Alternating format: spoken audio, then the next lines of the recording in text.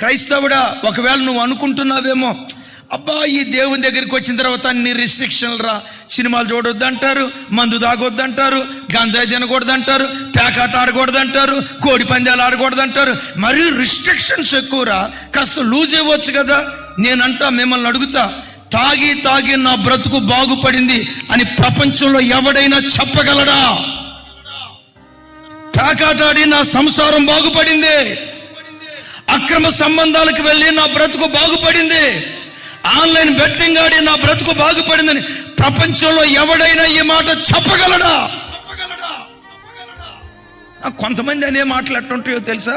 నేను ఇంత ప్రార్థన చేసినా దేవుడు నా పట్ల అద్భుతం చేయలేదు కాబట్టి నేను మరలా మందు తాగటానికి పోతా, నేను మరలా పేకాట ఆడటానికి వెళ్తా, నా దేవుడు నా పట్ల కార్యం చేయలేదు కాబట్టి మరలా నేను సినిమా హాల్ వైపు, బ్రాందీ షాపు వైపు.